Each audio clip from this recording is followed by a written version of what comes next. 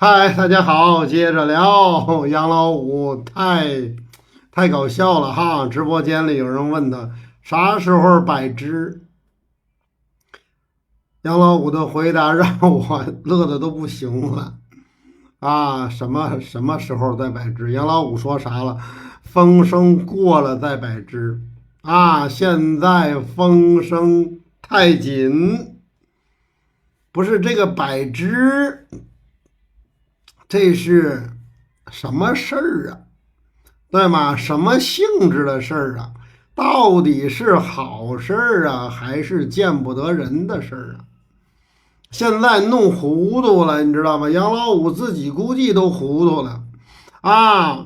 你就摆个支，对不对呀？请点人过来吃个饭，大家知道了啊，你杨老五是某人的一个徒弟，简单吗？这个事儿简单，把关系理顺喽。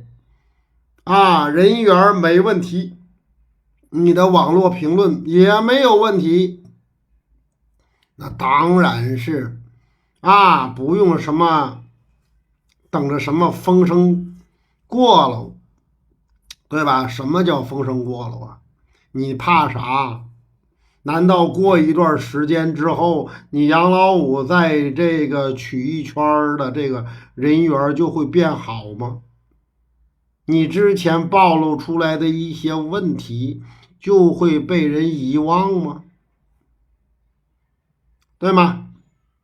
风声紧，我就不明白现在这个风声紧到底是指的什么啊？难道说他要请的那个人，那一些人，那一小撮的行业的内部的人在避什么风头吗？难道他们出来，如果说那些人真的想参加杨老五的拜师拜之仪式，还要等什么时机吗？真想来的，多大的阻力他都能来；不想来的，你就算打着灯笼去请，他都不稀得来。什么叫风声紧？什么叫等着这股风声过了？我就不知道他所谓的风声是啥啊！现在杨老五复播之后，这小词儿整的有点硬啊，听了之后有点迷糊。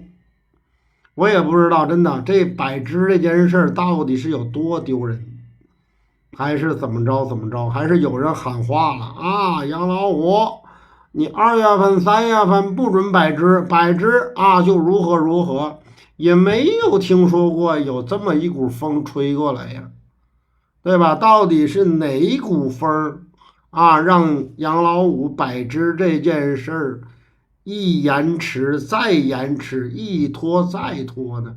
是相声界的哪个大佬吗？还是说啊，比这个相声大佬更有影响力的人呢？我就搞不明白，他说的这股风到底是哪股风啊？风声紧，玄乎又玄，神乎又神啊！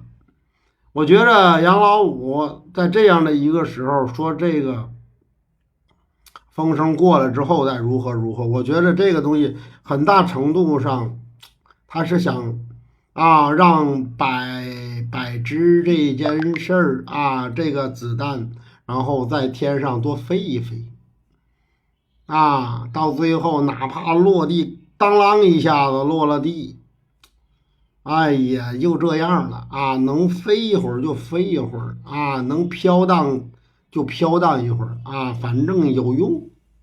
至于到最后能不能真正意义上的拜师成功，他自己估计心里边也心里跟明镜似的，无非就是想让这个子弹尽量的多飞一飞啊，把这个子弹的动能给它榨干了为止。